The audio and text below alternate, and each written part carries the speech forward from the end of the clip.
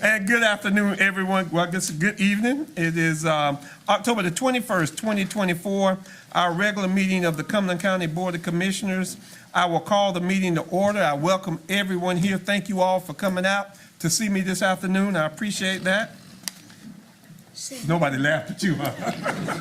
The rest of them, y'all too, they're serious today. I don't know. And I think we have Commissioner Stewart. Okay, it should be on virtually. All right, so I will call on Commissioner Jones to give us the invocation and the Pledge of Allegiance. Please stand. Heavenly Father, we thank you for allowing us to gather today. We thank you for the opportunity and privilege to serve for our community. We ask that this meeting be done in decency and order, and that we make wise decisions that will impact our community in a positive way. We ask for your guidance, Lord Jesus, and we ask that you will provide comfort and healing to all families that have been impacted in North Carolina, Asheville, and other parts of the United States by the many storms. Lord, we just ask again that we do things in decency and order with love and respect in Jesus' name. Amen. Amen. Amen. And now for the Pledge of Allegiance. I Pledge allegiance to the flag of the United States of America and to the republic for which it stands, one nation, under God, indivisible, with liberty and justice for all.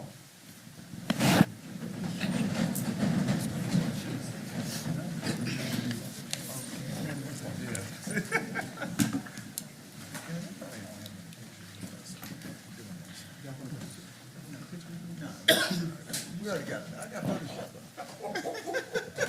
We'll be in the spirit. You're gonna be at a Trump rally if you don't watch it.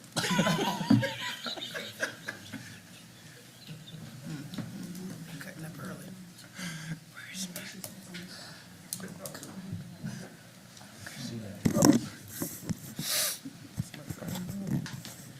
So it does give me, well, it's kind of mixed emotions here to do this first presentation because we've got two long-standing and long-term county employees that are retiring. So the good part is they're retiring and going on to their next adventure. The worst part is they're leaving us. And so we would ask, we're going to ask them to come up.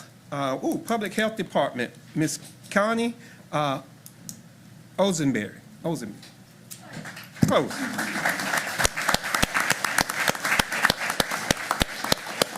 You know, she said that, she told me as we were getting up there taking pictures, because y'all know I like to take pictures. We took pictures how long ago? Back when I got my 20 year. All right, see? Wow. So it's on the refrigerator? Oh, yeah. It was in my office before. Oh, it was in your office. It Now was you're in going to my take it home. office. Don't Yeah. tell your husband, though. Okay. And presented to Connie for Public Health Department in recognition of outstanding service to the citizens of Cumberland County, August 23rd, 1993 to May 31st, 2024, from the Cumberland County Board of Commissioners, this October 21st, 2024. Thank you so much for what you do. You want to have a word or two? Thank you. Yes. I was a public health school nurse all these years, and we need a full-time school nurse in every school, all day, every day. I'm still waiting. Y'all can do it. Okay? I hear you. Okay. Go right around this way and speak. I tell you, she put me on this one right here. Put us on the spot. Y'all heard that, right? I'll tell my legislator.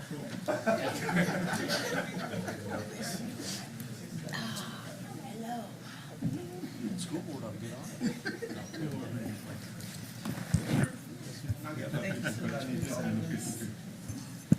Y'all come down. Come right here. They want to be in the video. They saw my picture. When do we make him look good? Oh, yeah, y'all do make me look good.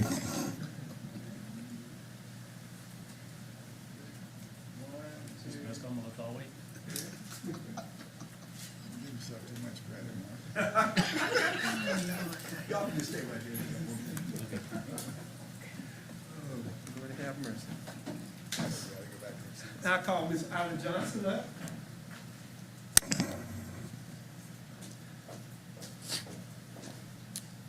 Department of Social Services, come right on up. in recognition of outstanding service to the citizens of Cumberland County, August 2nd, 2004 through May 31st, 2024, from the Cumberland County Board of Commissioners, October the 21st, 2024. Thank you for your service. You want to say?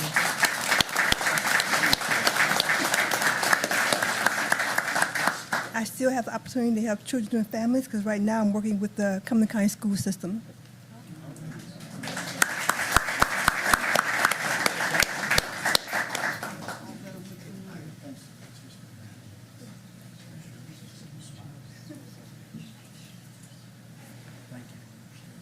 Thank you so much for your service.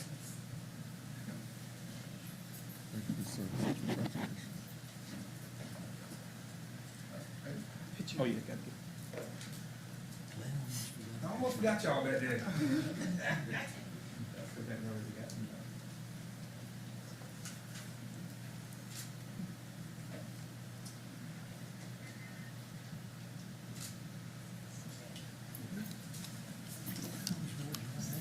And I'd be remiss if I didn't ask their spouses to stand up because they worked hard for all of these years. If y'all would stand up and give them a round of applause too. Thank you. Thank you. And if you want to stay, you can. If you want to go, since you're retired, you know how those retirees are. You might want to go home. I'll call up Ms. Fairwatine.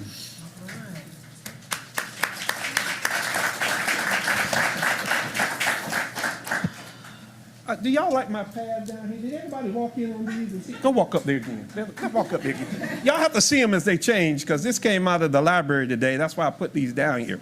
So see how they change and they move. Yeah, see? Yeah, hey. We opened the sensory room over at the library today. If you have not had an opportunity, go over to the library.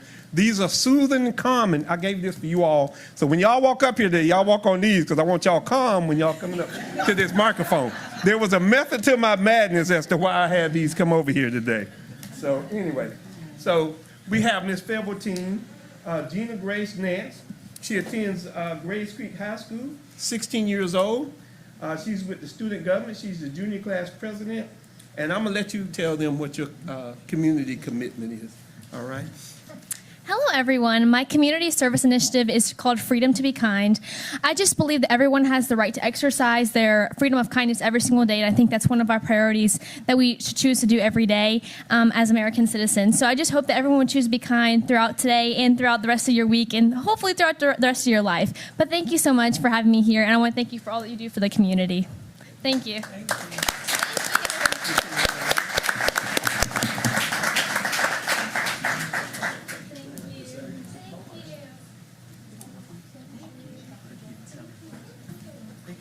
Congratulations. Come on, you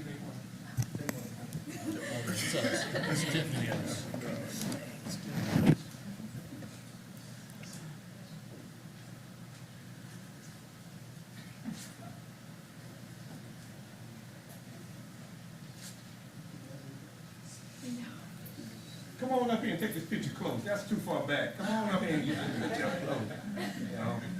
I'll be a little speck back there. Get that.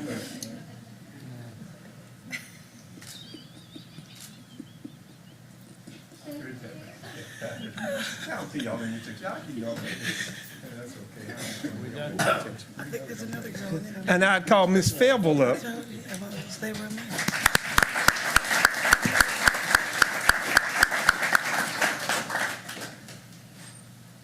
Miss Janine Johnson. She's 19 years old. She's a sophomore at Fayetteville Tech and plans to transfer to UNC at Chapel Hill. And I'm going to let you tell you what her community service initiative is. Power of Voice is my community service initiative, and this aims to help young women discover the power that their voice holds and teach them not only how much power their voice holds when they're talking to other people, but most importantly, when they're talking to themselves. Thank you.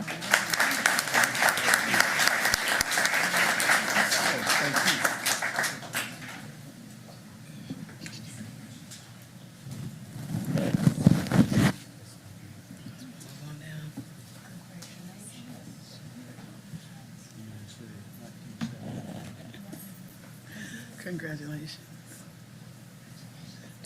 now.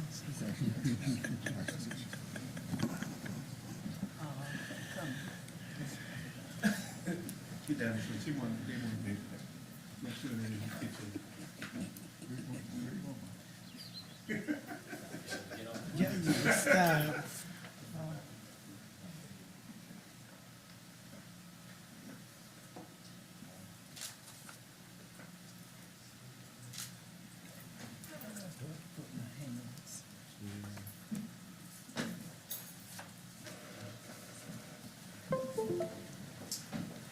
I'd like to call Dr. and Mrs. Jones up.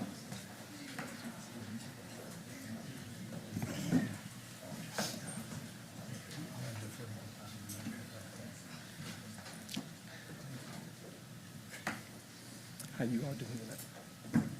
And if you remember, Dr. Antonio Jones served on the city council for a time, and thank you for your service. And they have their 25th silver anniversary. They had a celebration with family, friends, and the community. They have done community service to this community through volunteering, have actively contributed to making Cumberland County a better place to live, work, and recreate. They have embodied a true can-do spirit. Thank you all for what y'all do to this community. Thank you. You want to have some words? She said no.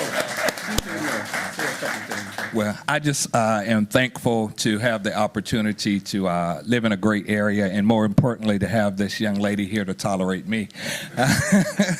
But it's a pleasure, and I raised two sons here in the Army, or going on into the Army, so I'm very proud of them. But just to have the opportunity now to give back in a greater capacity now that they're older is a blessing. Thank you all for what you are all doing. Thank you, Chairman. And again, thank you so much for 25. Let's do 50 more at least.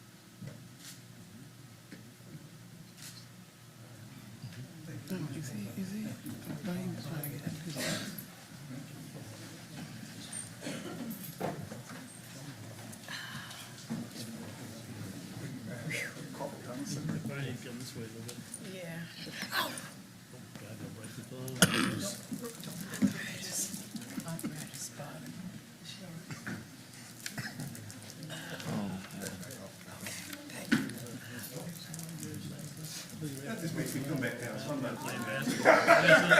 I'm the chairman, so I can take it out of order. So I'm gonna take it out of order. I did play basketball. But they don't want to be here all night long either. I'm gonna call up Ms. Gail Riddle and the Cumberland Community Foundation and Ms. Faith Phillips, that you will come over. This was a little bit longer on the agenda, but I know you like that. See, look at him. And this is because of the gift. That's because of the gift. You all come on up.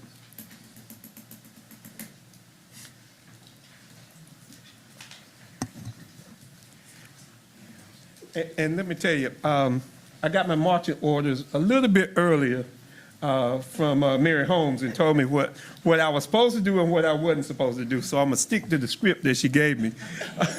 I know I'm not going to get in trouble tonight, but I will tell you these are some of my favorite people. Thank you, Ms. Riddle, Gail Riddle, and the Cumberland Community Foundation. And hopefully they'll come back in November and we'll do a bigger thing with our nonprofits, because she told me what we're here for today is for the library. And because of the generous gift from you all, we were able to open the sensory room today. And the pads that were down here, I brought them so y'all would be able to see them so that we would know. So I asked everybody to walk on them today. But thank you all for what you all do for this community. It doesn't go unnoticed. So I'm going to give you a couple of words, and you and Faith, so y'all can do that. I am very short. That's it. I just wanted to tell you that we are very excited about this. I'm Gail Riddle. I'm chair of the Board of Directors for Cumberland Community Foundation. And this is Kendra Murray. She is the Community Grants Manager at the foundation, does an excellent job. We were founded in 1980. Our community foundation has grown to over $141 million in assets. And this is due to the many generous individuals, families, and companies that we have here in our community. In 2024, this growth enabled us to distribute $8 million in grants to charitable organizations within our community. We also sent 1,351 children to summer camps this year. They have a great time. We awarded $1,164,000 in scholarships, new and renewed, to our students here in Cumberland County. We provided training for more than 80 staff members of our charitable institutions here. Now, as a previous member of the Library Board of Trustees and then the Friends of the Library Executive Board, I am extremely excited about these two grants here tonight. We have been awarded since 1980. The Community Foundation has awarded $307,782.05 grants to our library system. We have awarded $656,282.10 to the Friends of the Library, and that's been done since 1980. This includes $250,000 grant that was used to purchase the land where the headquarters library stands now on Maiden Avenue. Tonight, we are here to celebrate two new grants that are awarded to the library. We are awarding $44,680 for the sensory spaces at Cumberland County Public Library, and this was made possible by the William F. Bethune Charitable Endowment for Children with Disabilities. This is a field of interest endowment that is created by Bill Bethune, who was former principal of the Dorothy Spainhour School, and it awards grants for education, early education, ages birth through 5 years old, and related services for children with educational or developmental disabilities. And we are also granting $13,500 for the Girls Code at the Library program. This program was made possible by the Terry Union Endowment for Women and Girls. It's a field of interest endowment fund created by Terry Union to improve the lives of women and girls by supporting charitable programs, projects, and events that enable women and/or girls to improve their life circumstances. We are very proud of our library and each and every employee in that library, and we are pleased to assist with the addition of the sensory room and the girls' coding program. Congratulations especially to Director Faith Phillips for her excellent leadership in our library system. We should always and always be proud of the crown in our crown in our city that is downtown in Maiden Lane, and with all the branches that we have of the library system. So thank you very much for allowing us this time, and thank you for all that you do.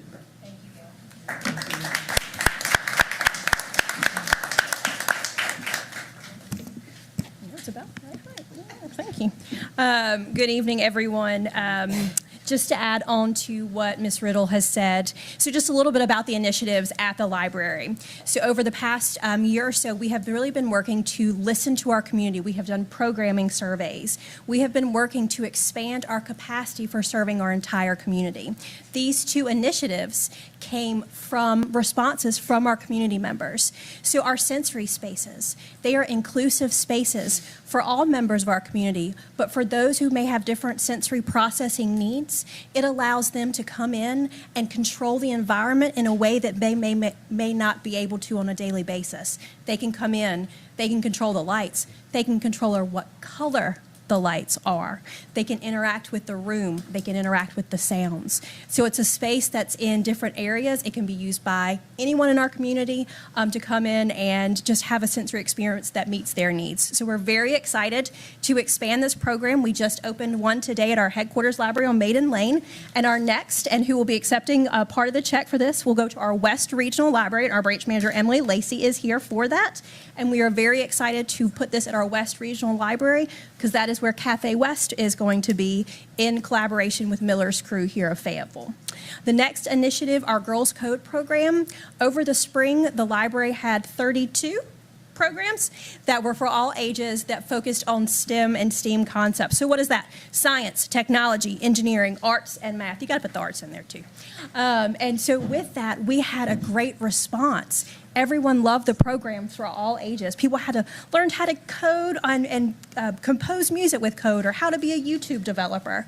But one response that came from that was programs for girls, for young girls to learn about STEM and STEAM careers, to have more girls in our community in the sciences. So we are so thankful to the Community Foundation and to staff for their hard work. Carla Brooks is the library division manager over programs, so Girls Code is one of her brain children.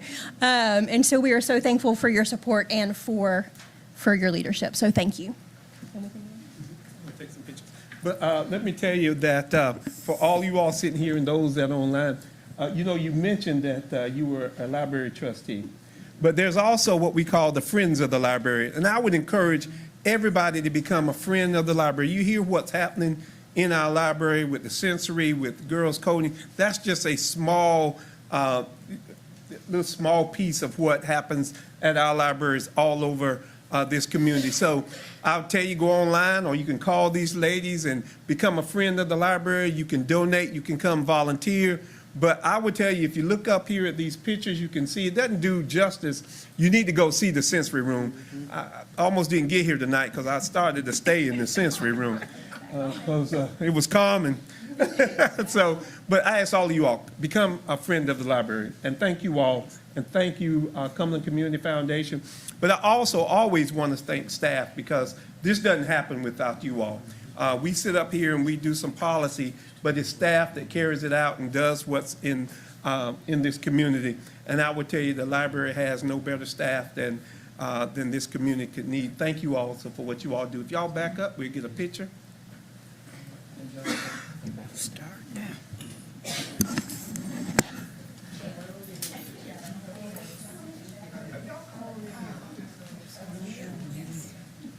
You can look at one camera at a time.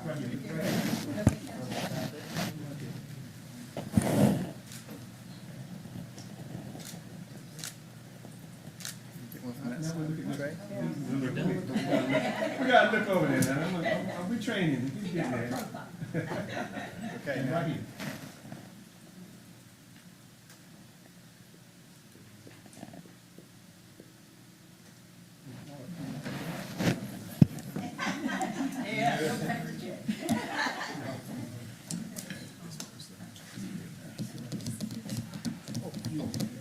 Thank you for all you're doing. Thank you so much.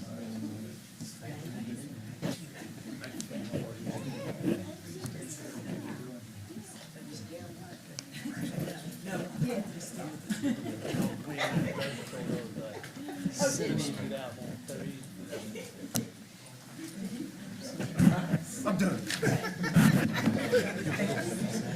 No, it's not waiting. I got on this, so it's good. Everybody join the friend.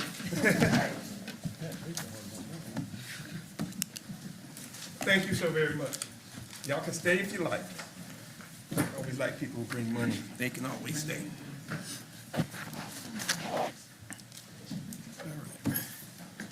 All right, that will take us to our public comment period.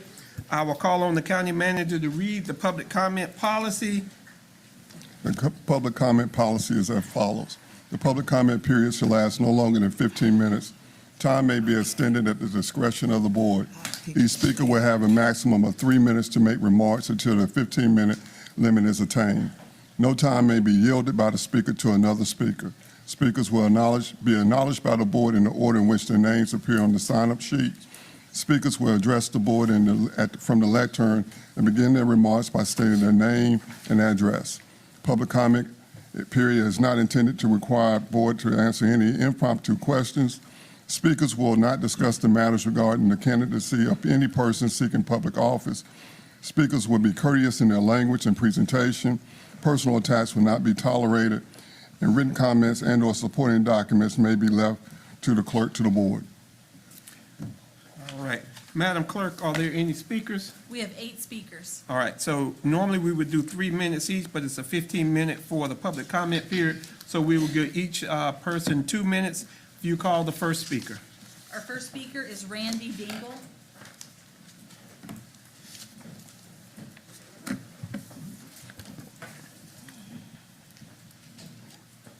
Good evening. Good evening, councilmen and women. I'm in propria persona.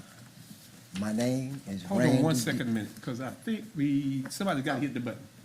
We one short tonight, so we double duty. Go ahead. Okay. I'm in propria persona. My name is Randy Dingle. I live at 4625 Tremilla Drive in Fayetteville, North Carolina, 28312.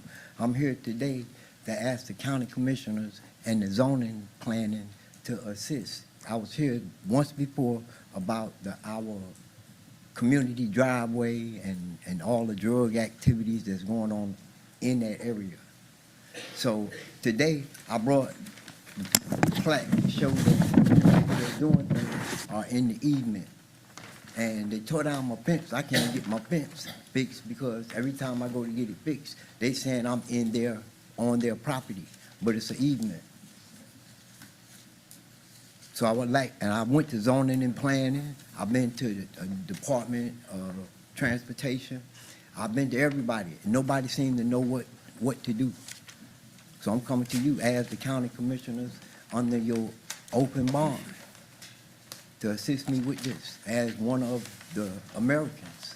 I serve this country and I expect for y'all to serve me. So do I have to leave a copy of this? You would leave it with the clerk right there. She'll make sure that we get that. You have multiples or you just have one? I got multiple. Okay. Leave as many as you want. That's up to you. All right. Thank you. And I'm just asking for some help along with the drug activities and stuff that goes on in that area.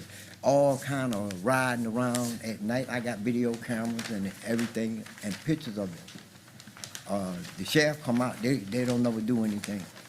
So I'm just coming to y'all because y'all writing up all the codes and policies for these communities and no one is following them. Also like to leave the picture where the people just dump. Okay. Look like they tore down somebody's foundation on a house and dumped it in the driveway. So we don't even have a proper driveway. All right. Thank you. That's your 2 minutes. Thank you. We'll get that. Our next speaker. Marie Moore.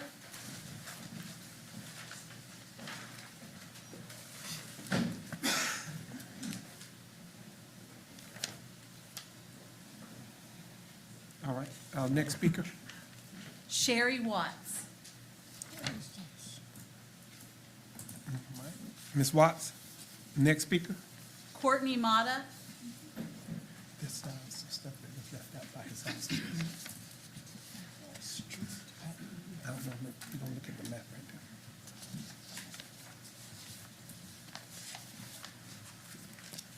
there.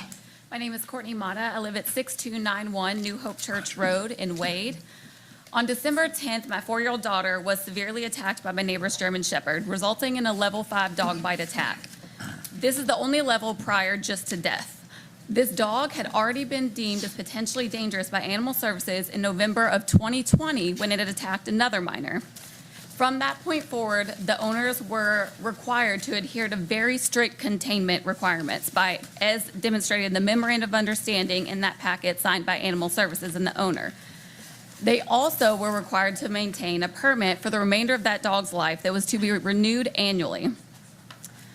They agreed to random unannounced inspections by Animal Services as stated in that memorandum of understanding. However, in that 3-year span, the only inspection that was conducted by Animal Services was a scheduled one on November 13th, 2021 at 10 a.m. with the owners. During that 3-year span, the owner never kept the animal in the containment as required by that memorandum of understanding, and the permit that Elaine Smith says is tracked by the $100 annual payment had expired 13 months prior to my daughter's attack. Had Animal Services done random unannounced inspections as per protocol, I'm positive they would have seen this dog was not being contained as properly in the memorandum of understanding. However, like I said, there was only one inspection. Had they also realized that the permit had expired 13 months prior to my daughter's attack, they would have confiscated and euthanized the animal at that time, and my daughter would not have been attacked. I urge you to please look at our laws, look at how this did not protect my daughter, look at how they're not protecting the citizens. I do think that we have plenty of room for improvement here where we can prevent this accident as it was easily preventable in this case. Thank you. Thank you. Thank you. Yes, sir. Our next speaker. Eric Hall. Eric Hall. All right, our next speaker. Angelina Smith. Ms. Smith. I guess nobody wants to come in. All right. Mark Berg. Wow. All right. Tom Keith. Now, this is Tom. Yep, there he is.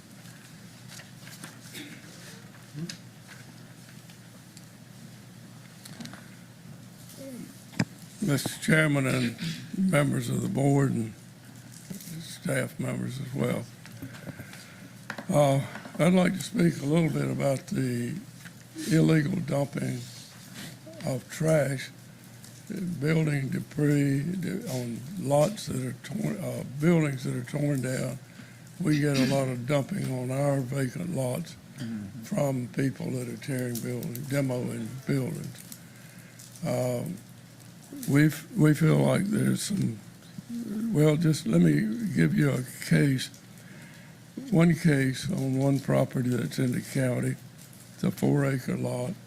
It cost us $4,000 to clean it up. Now that's a little ordinary. The fellow had 3 plastic tents on the lot. I said, why do you have 3? He said, well, I've got one for me to stay in, one to put my kitchen in case it burns, that it won't burn the other 2. And then the other one, he said he reserves it for his guests. Now, that was a squatter type situation. And it's unbearable, and we couldn't get any cooperation from the county to help us gather data, gather the information, or prosecute the folks that are doing the illegal dumping. Shortly after that, there were 2 other lots that we had that were dumped on. They were smaller lots that cost $450 to clean up, and another one at $250. No help from the county. The laws were working against us. They said, well, you've got to prove who did it. Go ahead, I'll let you finish. You finish your. Okay. And so you've got to prove it. You've got to have photographs. You've got to have witnesses to come out and say that they knew and saw the person dumping on the lot.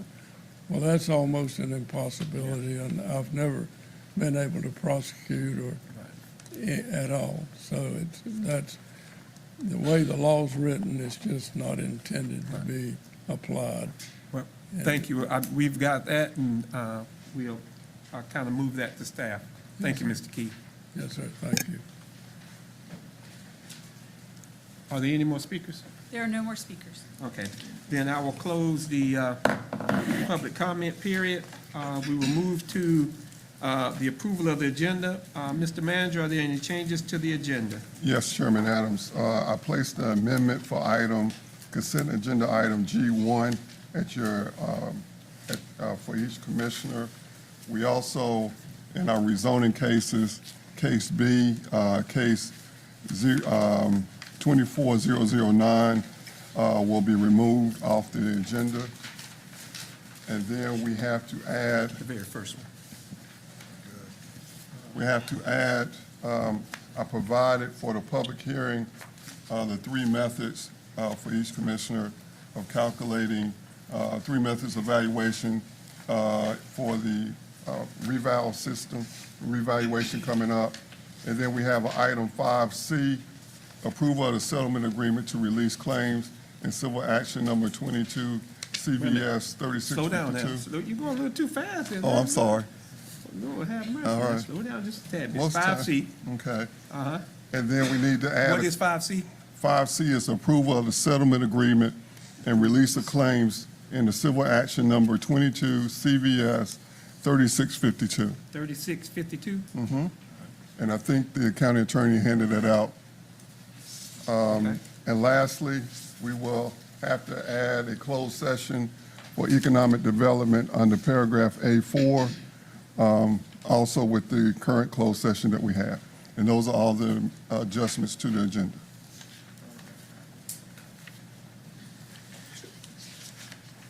All right.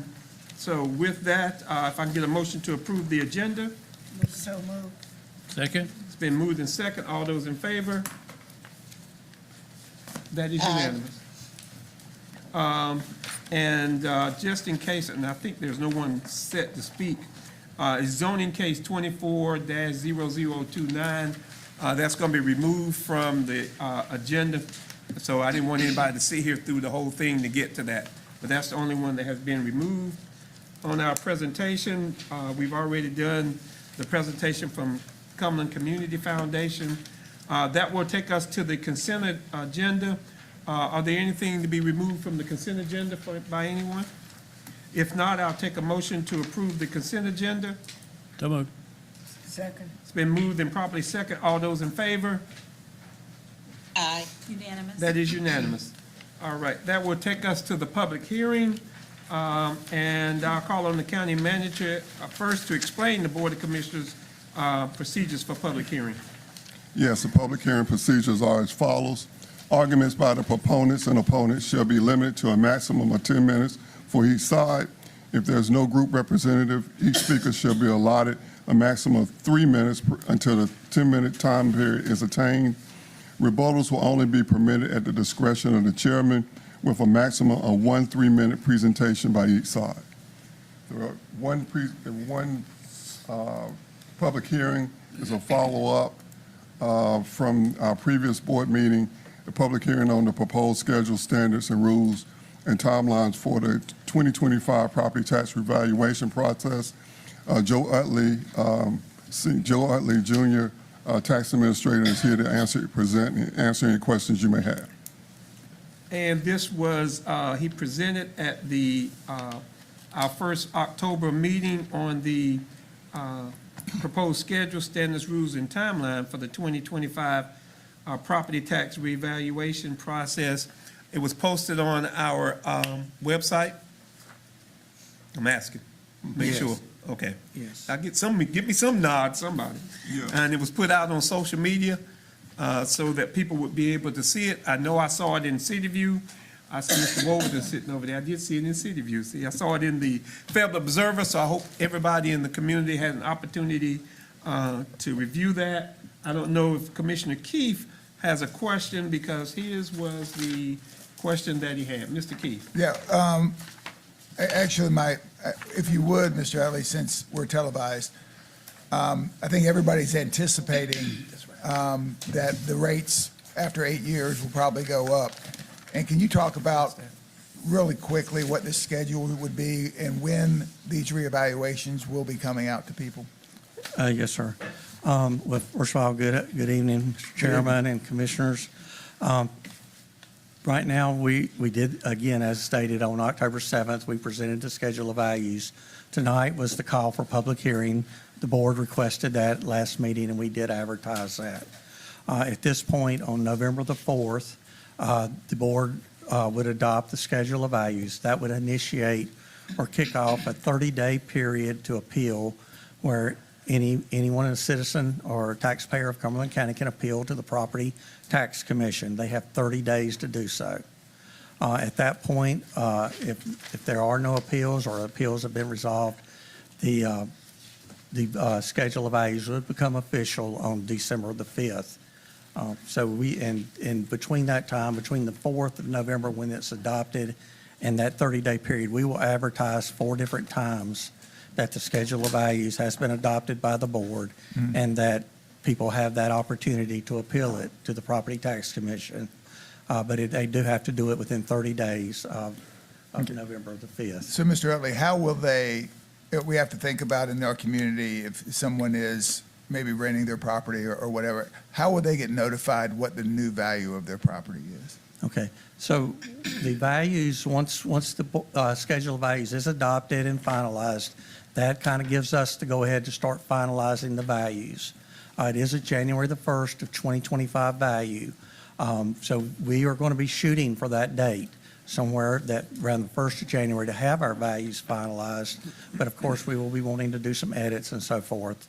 At that point, we anticipate around January the 31st to mail out notices to the taxpayers. In that notice, it will tell them their value.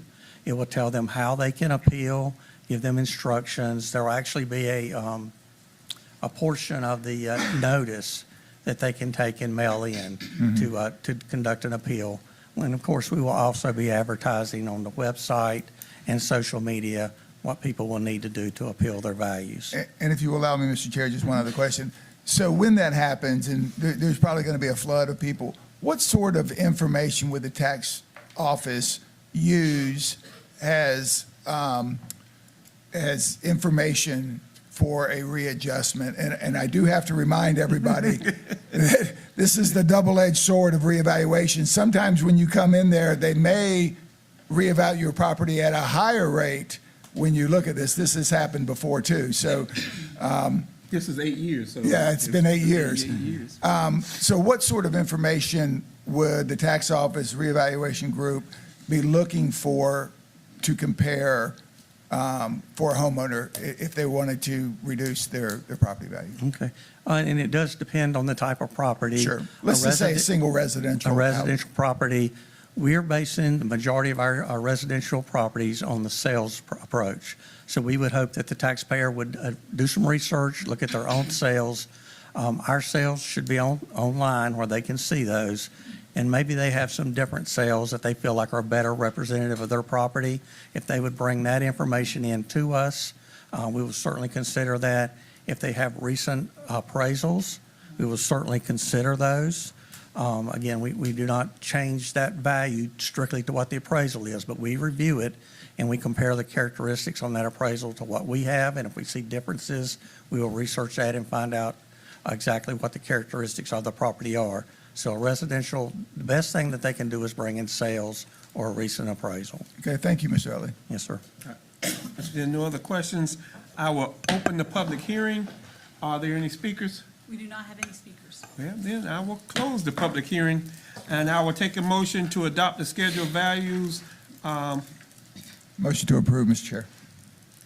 Well, wait a minute. The adoption will not be to Not November till 4th. November the 4th. Right. Okay, so it was just to do the Just public the hearing public today? hearing tonight. And that's it, so I'm reading a Yes, little sir. fast there. I do see November the 4th. So we've held the public hearing Yes, sir. with regard to that. Thank you, Yes, Mr. sir. Utley. Okay, thank you. All right. Need a motion to put it on the 4th as a business? No, we'll put it on the 4th, November the 4th as an item of business. All right. That will take us to our rezoning cases. As we said, case number 2429 has been removed. So that will take us to zoning case number 2433. Mr. Manager. Yes, Ross Howard, Director of Planning and Inspections, will present this item and answer any questions you may have. Good evening, Commissioners. Good evening. Good evening. Close this out. As Manager stated, this is case ZON 24-0033. As you can see by the highlighted map with the star on the up there in front of you, this is at the on Smith Road out towards Highway 87. You can see in pretty much the Grace Creek area of the county. The applicant is Donna and Ebby Quick. The request is to go from A1 agricultural to R40A residential. The intent, as expressed at least by the applicant, was to put a secondary mobile home on the property for I believe, a disabled son. So the intent is to split the property and put a manufactured home on there for about 2 acres is what they're sitting on right now. But you can see on the map here, this is the crosshatch area. You can see. There you go. You can see the crosshatch area, but you can see, and I'll show you a zoning map here in just a minute. It's a little bit of a hodgepodge of RR, which sits just to the south of it. You can see it kind of has R40 and R40A that's in the general vicinity, but it is sort of a mix of general densities of single-family residential. So for the most part, a lot of this area is surrounded by single-family and manufactured homes, as you can see by the map. A little bit clearer, zoomed in with some coloration on the zoning map. As I said, this is the property that's bounded by the red line is what we're talking about this evening. You can see the R40 and RR and R40 across the street. So again, just a hodgepodge of single-family densities out here in the area. There is no water and sewer, but there are also no hydric soils that have been identified on the site. We did include this little bit of a zoom in, a little bit more for some clarity. You can see what's on the property. Currently, there's a home on this site. You'll see in the photographs as we get toward the end of the presentation with some land toward the back of the property. When staff looked at it against the plan that's applicable for this area, which is the South Central Land Use Plan, we did find that the request was consistent with the adopted plan. In general, the plan actually calls for more density out here for 7.5 and R15. So when we get these requests in that come in for R40 or even A1 or something, we just deem it to be plan compliant because it's less dense than what the plan calls for out there. So this is the subject property. You can see it's an existing home, a manufactured home sitting there on the street frontage. This is the west view with the site immediately on the left-hand side. You can see the Z sign out here per state statute requirements for advertising. This is the north view, just looking across the street. Again, another home. And this is the east view with the site immediately on the right-hand side. So staff does recommend approval of the request. We took this to the planning board at the meeting last month, and they, by a 6-0 vote, had supported the approval as well. So if you got any questions, I'll try to answer what I can. Commissioner Booth. Thank you, sir. Could you go back to the map on the photo, the aerial photo? This one? That one, yes. The housing looks pretty consistent around there. Did any of the adjacent neighbors come to any of the meetings and say, we don't like this? No. Okay, thank you, sir. Yep. Any other questions? If not, I will open the public hearing. Are there any speakers? There are no speakers. I will close the public hearing, and I will take a motion in zoning case 2433. In case zone 2433, I move to approve the rezoning request from A1 Agriculture District to R40A Residential District and find the request is consistent with the South Central Land Use Plan, which calls for the low-density residential at this location. The board also finds that the request is reasonable and the public interest is very compatible to and in harmony with the surrounding land use activities and zoning. I get a second? Second. It's been moved and second. All those in favor? That is unanimous. All right. Commissioner Stewart said aye. Thank you. That will take us then to zoning case 2430. Thank you very much, Mr. Chairman. So just moving right along, this case is in the far northeastern area of the county, highlighted by the star just north of the town of Falcon. The request is from Weeks Farms Incorporated. The request is to go from A1 agricultural to RR rural residential. So the intent is for some single-family homes or a subdivision to be put on the property for just a little under 78 acres of land. You can see the property that's crosshatched here sits off of Cheryl Baggett Road. The bend of River Road just sits to the south. This hatch line that you see, I don't know if it's showing up here, but the hatch line that you see is the actual town limits for the town of Falcon. But you can see it's pretty much an A1 surrounded area of agriculture. You do have some R40 in some various areas adjacent to it, but I'll show you the highlighted map here in a minute. When we get to the coloration, you'll be able to see it a lot easier. But for the most part, you can see a lot of the area that's out here is kind of wooded, farmland, fairly open. I will point out on the map here, you see this little square that sits right in the middle of that. That is the Strickland Cemetery. It's a family cemetery, and it's not part of this request. So I just wanted to point that out in case there are questions as to what that is. So as I stated before, this area is largely A1, as you can see, surrounded it. It does have R that's immediately that was zoned right across the street. Typically, people will zone the R. Can I ask you one question before you do? So, because in terms of reading this, he asked for something originally, but he was willing to do R40. I was going to get that to the end when we start talking about this. Well, I mean, I think it's important for people to know as you're looking at this map, that,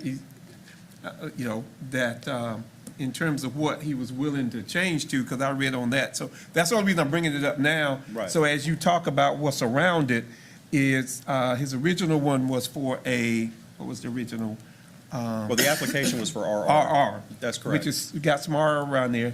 But he, I guess at some point during the hearing, was willing to go to R40, but they wouldn't change it because that was the original request. That's correct. And it would have to come to us. So, so I guess what I'm asking then, as I'm looking at this, are we talking about RR or R40? RR. Okay. That's what the application is what we're hearing is what he's applied for. Okay. That's And right. then we can change it if it becomes a R40 or whatever, I guess. Yes. Okay. I just Follow-up. I just wanted the board to understand what was going on in terms of that. Follow-up. Commissioner Keefe, yes. Yeah, so everybody understands, can you explain the difference between Yeah, an that's- R20 yeah. and an RR? And An R40 Right. and then A1, because we're talking about 4 different zoning, well, R20 is not really in there, Right. but it's sort of the same thing, right? We've got Right. the RR and the R40. Yeah, it's, Yeah, so R20 is, for the most part, a strictly single-family residential district. It doesn't allow manufactured homes. It's pretty much stick-built or certified modular would be allowed. So it's a 20,000 square foot minimum lot size, hence the name under R20. For the most part, that's the brass tacks of what that district is. So RR also has a 20,000 square foot minimum lot size similar to the R20, except it does allow manufactured homes within that district. It also does allow some arguably non-residential stuff that would be common to most rural areas that you'll see out in agricultural lands. such as, Well, I mean, I believe, I don't have the thing in front of me, but I believe it allows things like veterinarian offices for farmers and things like that, and just some things that are non-residential that would be more akin to providing services to farm operations. okay? R40, that's the third, I'm trying to make sure I'm tracking this right. Yep. R40 is similar to R20. It is stick-built homes, no manufactured homes, 40,000 square foot lot size. So it's like R20, it's just that the lot size is just double, right? And I think, what was the fourth The one? last one's what Okay, it I is just want to now. make sure I'm Those are the sort of two, hitting I the mean, marks. that's what you need. A1 is what it is now, 1 house per every 2 acres. 2 acres, yes. Yeah. But he can have manufacturing, Can you have manufactured? Yes, you can in you can have A1. manufacturing on the A1. Okay. Okay, now go ahead, I'm sorry. All right. I just wanted to make sure we were all on the same wavelength. That's good clarity. Okay. So there is a water line that sits from the town of Falcon just to the south of here, as you can see. But for the most part, there's no sewer.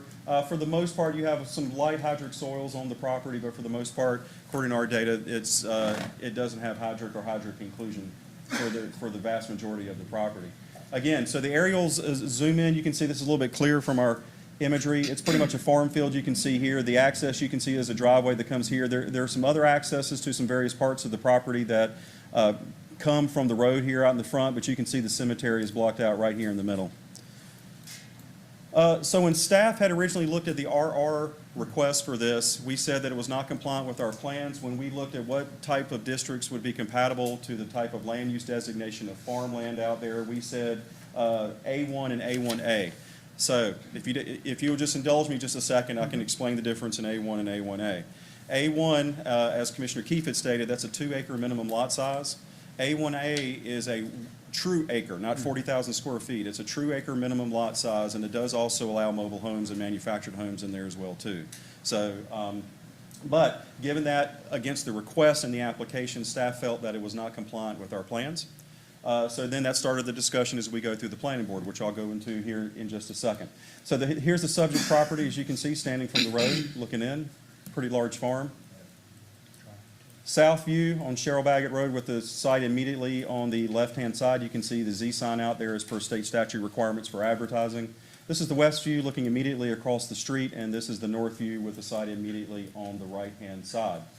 So there are some moving parts with this, so if you'll just indulge me, I'll try to explain it the best I can. So staff had recommended denial based on the application.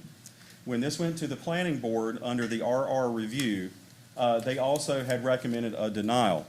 But I should just point out, and this is according to what I understand from talking with the county attorney, is not uncommon, we did have a member that got up in the middle of the meeting and had to leave the meeting, so the quorum fell down below an official recommendation. So when it says 5-0, that's more of a consensus vote of the remaining people who were there. Right. It's still good though, right? Once you get a quorum, it doesn't. Just like us? Oh, okay. That's why we got you sitting over there. So, I mean, so we had moved forward with the 5-0, just want to make sure I was clear on that. Now, as a part of the discussion, and I did want to point out, it did get brought up by the applicant to accept an R40 designation. When staff had took a look at that, and I just actually included, I'll go back to the slide for the plan, I included this at the end. A1 and A1A, specifically A1A, when staff looked at that request for the alternative, is that an A1A is a true acre. It's, and acre lots. If you look immediately across the street, the plan calls for 1 acre residential. So when the proposal was for an R40, we of course said, well, you got the plan across the street. A1A, which is a approved district in here, is a 1 acre minimum lot size. We couldn't really argue with the fact that if somebody wanted to put R40 there, you've already kind of got policies and plans that are in the area that would recommend it as well. So staff didn't have an issue with that, but I think when it got to the board, during the course of the discussion, when we started going through the the votes and the motion and everything, and there was a lot of folks coming out and speaking about it, I think the board, it got brought up, but by that time I think the board was just ready to move on to the like to the next item and then have it be brought up here. So I'm just trying to be as pretty much as straight as possible. So I read it. If you read the. I think there was a motion on the floor for it, but then it died for lack of a second. Lack of a second. That's correct. So I just wanted to put that out there, but just know that staff had looked at it. Staff doesn't have a problem with an R40 designation if that's the direction that the board wants to go. That's all I have. If you have any questions, I'll try to answer what I can. He's here. He should be here. All right. He was late, but Okay. he said that. Your button. That's me. Commissioner Fairclough. I want to clear up, the recommendation here says, or the narrative says that the planning board did recommend X, okay? So without a quorum, did they recommend or did they not recommend? Or is there a recommendation? Legally, there's no recommendation.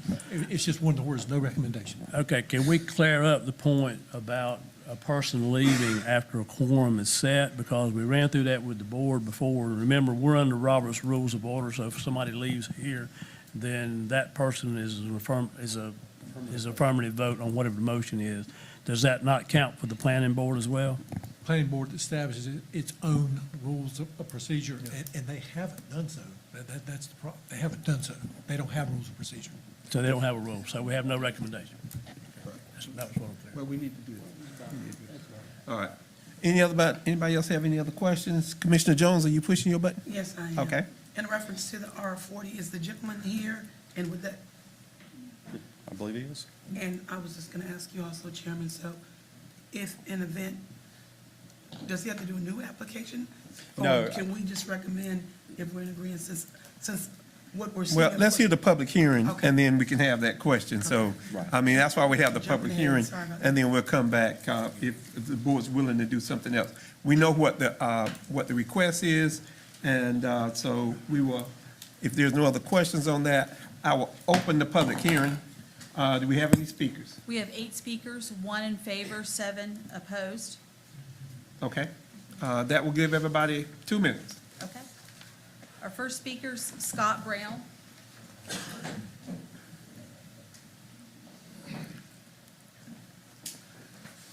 Mr. Chairman, Commissioners, my name is Scott Brown, 409 Chicago Drive, Suite 112, Fayetteville, 28306. I'm here on behalf of the applicant. excuse me, I was running a little bit late, Mr. Chairman. I do appreciate y'all letting me speak. But I understand the confusion. Raw's done a good job of trying to explain what went down as far as with the planning board. And the original application was for an RR zoning because we did have RR zoning adjacent to the property. It was a 20,000, basically a 20,000 square foot lot. We felt that with the RR zoning adjacent to it, it was not out of an ordinary request. Whenever it went before the planning staff looked at it and they said that we can't support an RR zoning. They said that you have to modify it to something that we're going to support, or otherwise it's going to go at as recommendation for denial. And so we talked about it, talked with my applicant, talked with the landowner who's also here tonight, Chris Weeks with Weeks Farms, and it was decided that we could make an R40 work. So we had asked to change it to an R40, but because of the mailings and all had already went out with the RR zoning, it was too late to change it. We would have to make the request during the planning board meeting. So, but we are here, we're not asking for the RR zoning. I don't want to continue to pile on top of that confusion that's already here. We are asking for R40, even though we do have R next to us. There is a R40 across the road, and as Rawls mentioned a few minutes ago, the R40 is closer to compatible with the 1 acre lots. By the time you put a right of way in front of an R40 lot, you basically got an acre. Okay, because you're going, so we are, as mentioned, Town of Falcon water is available. We have spoken to Town of Falcon, and there's capacity on that system to. You can finish your statement, go ahead. There's capacity on that system to extend the water line. That would not be at Falcon's expense. The Falcon's we're not looking to Falcon to pay for the cost of extending that water line. That would be at the applicant's expense to extend the water line. So, thank you. See, I gave you grace to let you speak, so don't go past no, 2 minutes. I'm not going to burn it up. I'm here in case Thank any you. questions come up. Thank you so very much. Thank you. I try to keep it across the board. Our next speaker, Annette Dahmer. Ms. Donna. All right. Take your time. Step on my pads. It'll calm. Let's see, look at that. Make use of this. Yes, ma'am, make use of it. See how it moves down there? My knee and my hip will be on. I think everybody up here understands that too, so don't worry about it. You take your time. Hold on 1 second. She got to put the 2 minutes up there for you. You ready? No, she doesn't have it up there. Now we good. Okay. All right. Hello, my name is Annette Dammer, and I live at 6142 Bend of the River Road, Dunn, Cumberland County. Thank you for your time. We are quite concerned about this rezoning case from A1 agricultural to residential. As you know, at the September 17th Cumberland County Joint Planning Board meeting, the community came together to ask for help. Our concerns include a lack of water for the people who already live here, not only during times of drought, but we personally have been out of water during regular rainfall. We also have the house on the corner, and you can't even take a shower anytime near running the dishwasher. It's that bad now. It's that bad now. And Falcon had reportedly assured us that water could not be extended that far, and it does not currently run that far. Adding other houses to us seems it would be a catastrophe for all. How about schools? McWilliams and Cape Fear are already overcrowded. Traffic, our narrow roads are already overwhelmed, bumper to bumper, anytime I-95 backs up. In addition, property values will rise, taxes will rise, and soon we won't be able to afford to live here ourselves. More concerns, extensive flooding, rural character, heritage, noise, drainage. It was under my understanding from what I read online, and I must have misunderstood, that the planning board denied the rezoning request at the 9/17 meeting. So we were here to fully agree with their findings. What I understood, what I had read, the request is not consistent with the Vision Northeast Cumberland Land Use Plan, which calls for farmland open space at this location. It also found that the request is not compatible or in harmony with the surrounding land use activities and zoning. We fully agreed with that finding, but apparently that's not the finding, so I'm not sure where I went wrong on that. Anyways, thank you for your time and your consideration. Can I ask you one question just before you leave, Please. just to make sure? Are you on Falcon Water? No, Are you getting we're water on Falcon? Where are you getting water from? We're dug our wells. and Okay, they you got just well, go- okay. Yeah, Falcon won't give us water. Right, I just wanted to make sure. Thank Okay. you for asking. Thank you. Yes, I just wanted to make sure. Our next speaker, Jeffrey Mason. Mr. Mason.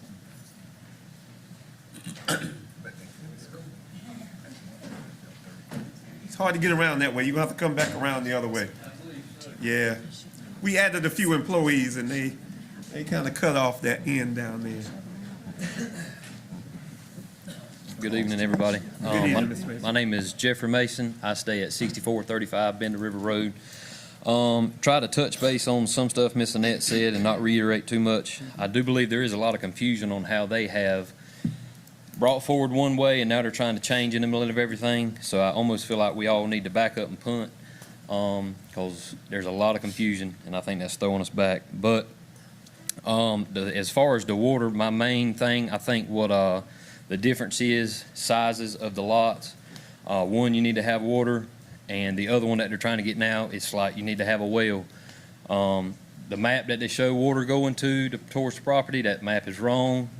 The water line does not go that far, and that's talking to Falcon. Everybody knows where the water line's at, and they don't go that far. Also, talking to Falcon, speaking with the Falcon former mayor, nobody's gotten in touch with Falcon, and Falcon is saying they don't have anything to do with that, nor are they going to try to extend it. Another thing, as far as the wells, that's my main concern. Everybody down here that already stays down there is having well trouble. We always have well trouble. You go to drilling 50 wells out there, we're not going to have water. So where are we going to stand with that? That's kind of a big concern for everybody. My property, my family's property backs up right beside it. That land is kind of on a hill. Everything drains around it. We get water runoff all on our farm. So we got to deal with that. People coming in, trash, trespassers. We got enough already. I don't want 50 more houses of that. Another thing is we are also the caretakers of the Strickland Cemetery that was talked about. Access to it, right away to it. You know, we've got to get to that. Also, access to our own property because our right of way goes through the property now. So that's kind of my main concerns. Thank y'all for y'all's time. Thank you. Tina Sills.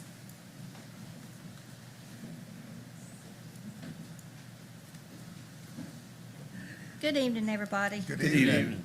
My name is Tina Seals. I live at 7646 Cheryl Baggett Road, which is right beside and in front of this property in question.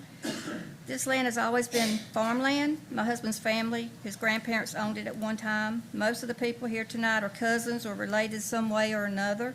No one wants houses or a neighborhood on this property. We all have wells and septic tanks. If you try to put 40 to 60 or however many homes on this property with their own wells or septic tanks, what do you think is going to happen to ours? Our wells will run dry. Some of us are already dealing with water problems or have in the past. My well is a shallow well and it contains a lot of rust. We have to replace our pump about every 5 years. My sister-in-law, who lives right next door, has a deep well and she has had problems also. The property across the street was my husband's home place. It sometimes loses water. There's not enough water for all these wells. As for the septic tanks, it is going to pollute our well water. Yes, it definitely will. I understand that a well and septic tank must be so far from each other, but when you have so many so close to each other, what do you think is going to happen? Another issue is the schools. Cape Fear High School and Mac Williams Middle is a 20-minute drive, and on the bus, it's even longer. My niece rode the bus and wouldn't get home till almost 5 p.m. If you do decide to allow the zoning change, we request that a fence be put around the outside border of this property. This change will affect us the most in that we are at the bottom of the hill of the property. The way he described it, it is a hill. It does go down towards the road, and we are down in the corner. This property runs beside us and behind us.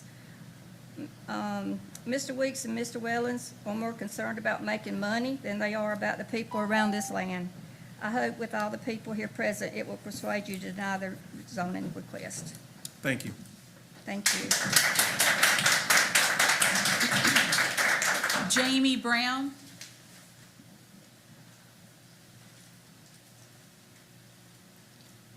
Hello, good evening. My name is Jamie Brown. I live at 6107 Bend of River Road.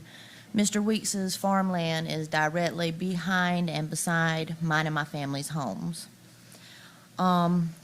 I felt defeated the moment I laid my eyes on the rezoning sign that was posted by the Cemetery Road. None of us had any idea of what his intentions were. We didn't even know what was going on until we got our first letters in the mail to come to the first meeting. Knowing that we could have a new neighborhood built at our back doors is very saddening. I've lived there all my life. It's always been farmland. We should be demanding conservation of farmland, not allowing it to be sold and developed on, because everywhere you go, there is no more of the country living. It's all disappearing and being packed with houses that are not needed. There are thousands of homes for sale online. People are having to nowadays choose between paying their mortgage or feeding their children. It's unnecessary in a declining world that we live in today. My concerns are flooding. We are a very bad, prone to flooding area. Draining issues, are they going to put in proper, drainage so all the water don't run to mine and my family's homes when we already have problems? The new septic tanks being, put in back there for the new homes, is that going to contaminate all of our well water that we depend on? And like they said, it's running dry, where we can barely get water.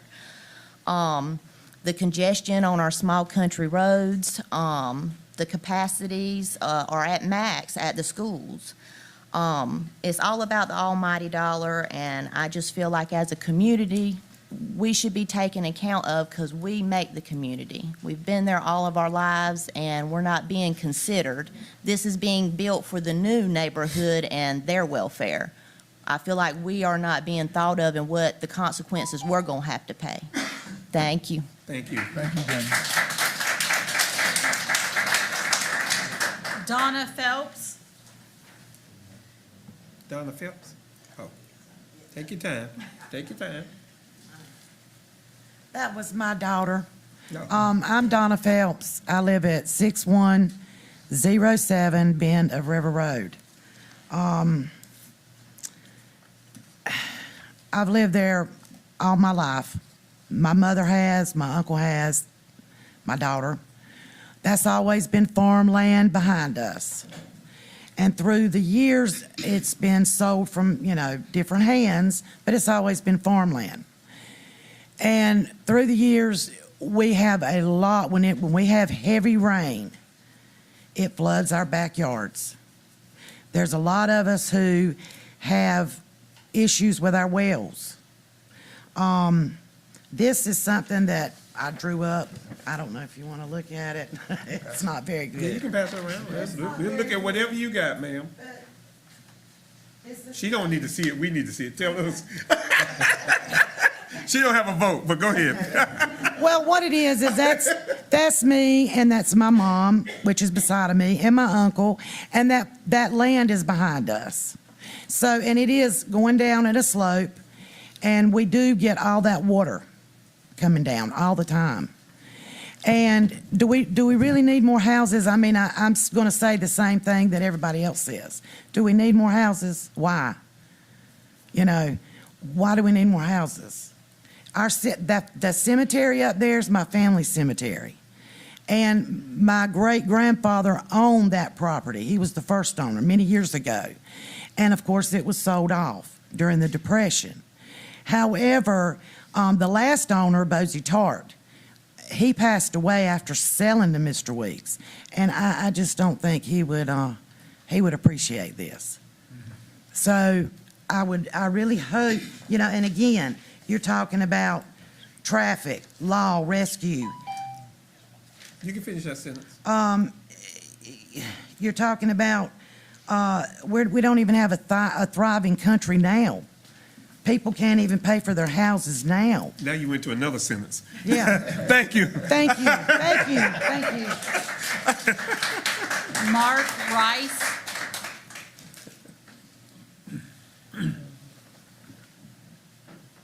Good evening, Mr. Chairman and members of the commission. My name is Mark Rice. My address is 2913 Mirror Lake Drive, Fayetteville, 28303. I'm here tonight representing the Baggett family. The Baggett family owns a significant amount of property in that area. And the family has concerns about this particular project. Some of them are concerns that have already been expressed, but I'll speak to those in a little bit of a different nature. But this project will really change the nature of that community. If you've been to that part of the community, it is a very rural community. A ton of agriculture happens out there. And you all have been in other areas where you've seen construction and you see what happens in terms of the traffic on that particular road. It is the conduit between Highway 301 and the town of Falcon.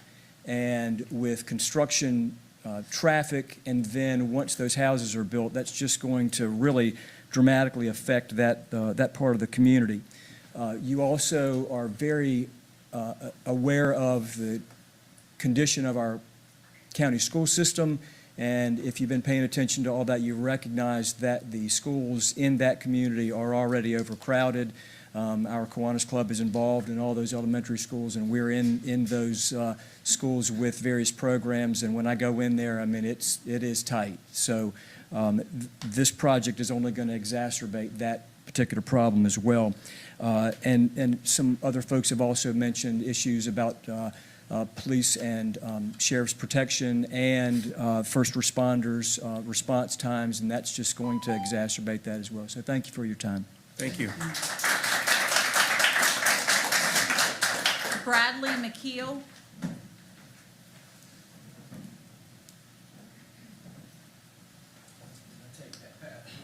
Yeah, they take my path. There you go. Hi, my name is Bradley McKeel, 6261 Bend of River Road. I am a resident. I'm adjacent to Mr. Weeks's property. We communicate with one another, great relationship. I'm not here to oppose what he's doing. I'm here to protect my property and hopefully see this not pass. So my concern is I own 8 properties on this road, and I have 8 kids, which I've invested 15 years onto this road, this dead-end road for my family, just as these other families have. My property is adjacent to his. I have the main drainage ditch where his field drains to.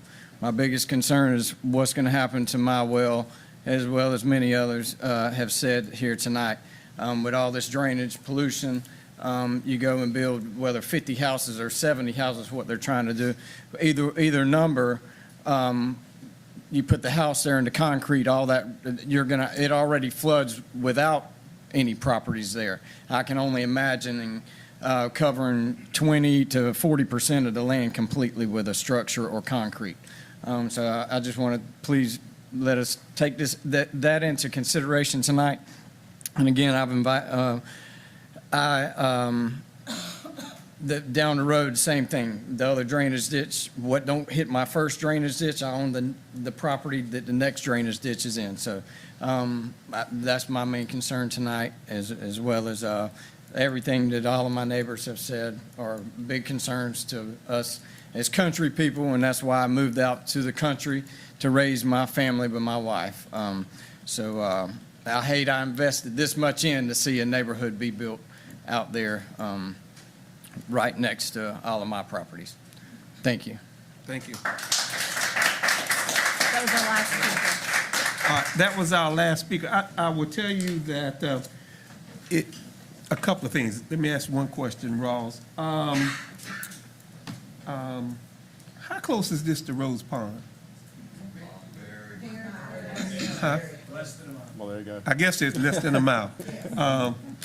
So it comes, I know where Rose Pond is, and I kind of rode out this way earlier this week. And for the county commissioner's detail, and I'm not, everybody makes up their mind, but Rose Pond has changed. The dam's been there. I always have a problem with that bend in the road coming around Rose Pond. I don't know what's going to happen in that area. The other thing is always, you know, I always talk about this, is that when they come in here asking for one thing, and then in the middle of it, we start talking about something different, and the community hadn't had an opportunity, they're coming based on whatever that initial thing was and not knowing what that R40 was. That's always kind of done. Don't know if it would have changed anybody's mind out there, but sometimes if people have an opportunity to talk, it changes some things. I will open it up if the Commissioner Keith. Thank you, Mr. Chair, and appreciate you bringing that into focus with the Rhodes Pond.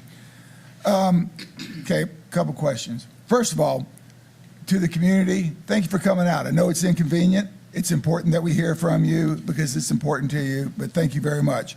I do have some questions about this as we move forward. Although what I'm hearing from the applicant is RR is off the table. But I need to clarify something. If Mr. Brown can make a decision for the applicant tonight, because if we vote on it, he can't bring it back up for a while, right? How long can it? A year. A year. But if there were any changes to it as they move forward. I have some of the same concerns that the community had. You know, we all wish that everything would remain like it is in farmland, but ultimately somebody sells their land, but we have to do our best we can to keep the character of the community around there. At RR, even though that's not on the table, it looks to me like they could have put somewhere in the neighborhood of, I don't know, 140 houses out there, right? And then at R40, basically 70 plus. 77 acres, one house per year. My high school math will tell me that that's 70 houses. Yeah, Pine Forest. And an A1A is really the same thing. Yeah. Right, okay.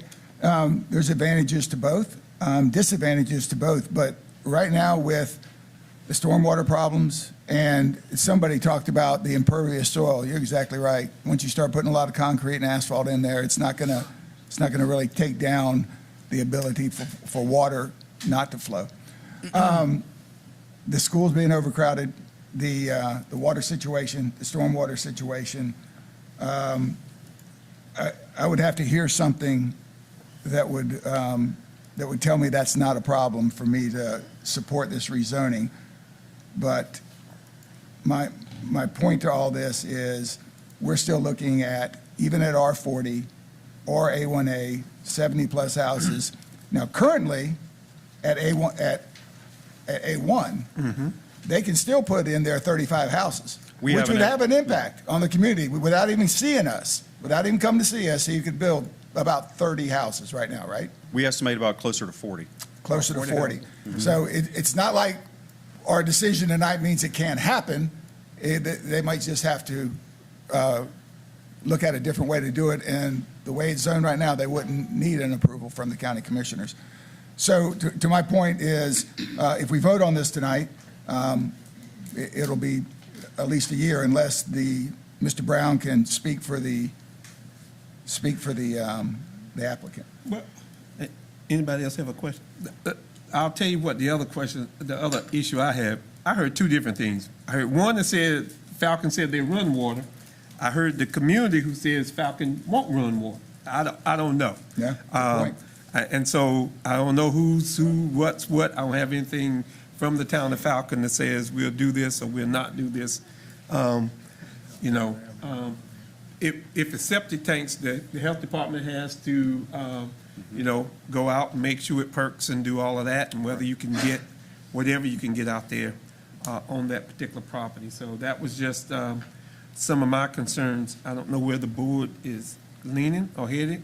I got two people down here. I don't know which one came first because neither one of you, y'all both hit your button. Commissioner Jones. I was going to say that's my main concern in reference to the water situation. We don't really have any clarification. People are saying it will run, extend, and then others are saying that it won't. And so that is a big concern for me because I think that we do want to stay in constituents with rural area being rural, but my greater concern is definitely we wouldn't want to add to any, systematic problems that's already happening with sewer and water. But I feel like we don't have any other documentation that's been brought in. Falcon hasn't spoken on it, as far as those that are, individuals that run the water system. Commissioner Fairclough. Well, a lot of you know, I lived in the Eastover community about 25 years before we ever got water there. And Mark's brother-in-law, our former judge, may he rest in peace, Tal Baggett, was very, very instrumental in getting that water there. And it came down from Dunn, but like our neighbor here said, I took up my strainer a couple of times out there too, so I know what rust is. I know what rural water. I know what it tastes like. It tastes mighty good, but there is rust in it, and there are problems with it. Now I understand the problems, so I don't care if you do R40, 20, 30, A1. I'm voting against it. So I'm just telling y'all that. Well, let me tell you. See, sometimes I just read a little too fast. For the board's consideration, Cliff Turpin, who used to be the mayor, spoke in opposition to the rezoning request, stating that water, sewer, and drainage issue should have been addressed before the case was brought. He also noted that the town of Falcon had not received a water service request from the applicant. That's in the notes, and that's in the minutes of the Cumberland County Joint Planning Board. I always read all of those. Sometimes I read too fast. But that for the board's consideration, that's in there. So don't know. All right, I will entertain a motion.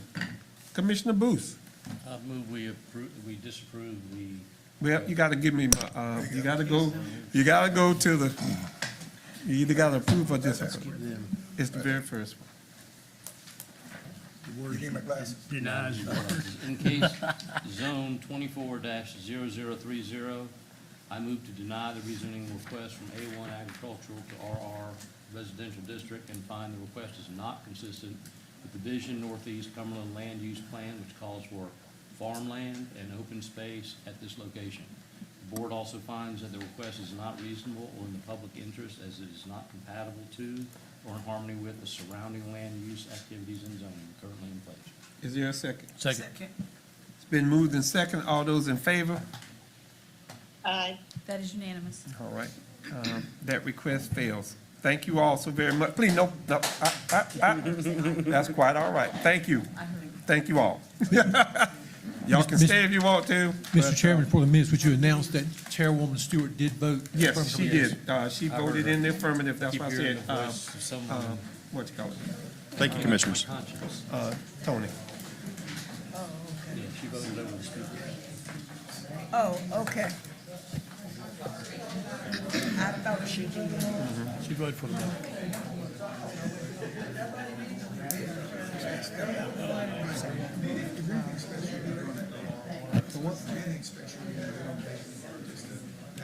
Just pass it. They've already done everything. You came from Dr. Green and all of those. And isn't the city I got it. But they need to. All right, that will take us to our item of business, which is the approval of a request to call for a public hearing on November the 4th, 2024 for the Edward Bryan Memorial Justice Assistance Grants Program. If I can get a motion to put that on for a public hearing for November the 4th. I move that we do that. It's been moved. Is there a second? Second. It's been moved and second. All those in favor? Aye. That's unanimous with Commissioner Stewart. We have an ordinance regulating vaping on county property. You heard that at the agenda setting conference, and I would ask that get a motion to approve the ordinance regulating vaping on county property. So moved. Second. It's been moved and second. All those in favor? Aye. That is unanimous. That Mr. will Chairman, take us. Would you announce it, Vice Chairwoman? Well. Vote, 'cause that's important for this one. Oh, well, I thought it was being recorded so that we're here. But Commissioner Stewart was in agreement, that made it unanimous. That takes us to 5C, approval of settlement of claims of 22 CVS 3650. If I can get a motion to approve that settlement. Motion to approve. Is there a second? It's been moved in second. All those in favor? Aye. And that's Commissioner Stewart with an aye. That is unanimous. That will take us to the nominations. Mr. Chair, I'm nominated for one of the positions. I'd like to withdraw my name. Well, you should have done that beforehand. I was looking for the anticipation. I was waiting for the right moment. All right, so we got the Fayetteville Area Convention of Visitors Bureau Director, Board of Directors. We got 2 vacancies, but tonight we're just going to do, unless somebody has a name, we have one, Sheba McNeil, who is eligible for reappointment, and we just kicked Mr. Jimmy Keefe right to the curve. And I will bring that back for the next meeting in November for the other nominee, and that'll give everybody a chance to look at that because we thought that he might want to do that. That will take us to the Transportation Advisory Board. There was 4 vacancies, and the Advisory Board recommends the following individuals. They're in categories: Norma Neal for the Aging Program Representative, Carla Smith for the Mid-Carolina Council of Governments Director or Designee, Sheila O'Kelly at-large Representative, and Antoinette Wiggins, Dialysis Center Representative. All righty. There are no appointments for this. I will then recess the Cumberland County Board of Commissioners meeting. I will convene the Grays Creek Water and Sewer District Governing Board meeting, and I would ask for a motion to approve the resolution to accept the ARPA funding from the State Physical Recovery Fund. So moved. It's been moved and seconded. All those in favor? Aye. And that includes Commissioner Stewart. That's unanimous. I will recess the Grays Creek Water and Sewer District Governing Board meeting, and I will convene the Norcross Water and Sewer District Governing Board meeting, and I'll take a motion to request for qualifications for the Asset Management and Financial Plan for Norcross. So moved. It's been moved. Is there a second? It's been moved and second. All those in favor? Aye. That is unanimous with Commissioner Stewart agreeing. I will recess the Norcross Water and Sewer District Governing Board agenda, that consent agenda. I will now reconvene the Cumberland County Board of Commissioners meeting. I will take a motion from Commissioner Booth to go into closed session for NCGS 143-318-11A3 and A4, one for attorney-client and the other one for economic development. His motion, if I get a second? Second. It's been moved and second. All those in favor? Aye. That's everybody. That's unanimous with Commissioner Stewart. We will go into closed session.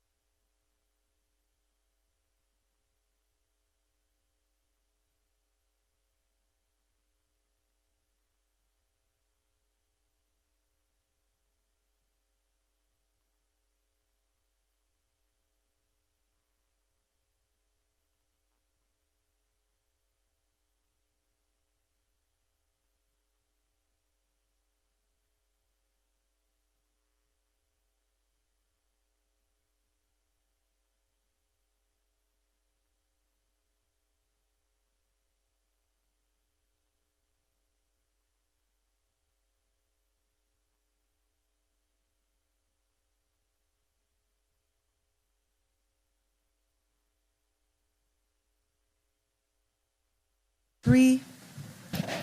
And if I can get a motion to come out of closed session? So moved. Second. It's been moved in second. All those in favor? If I can get a motion to adjourn? Motion to adjourn. Second. We are, all in favor? That's unanimous. We are adjourned. Thank you.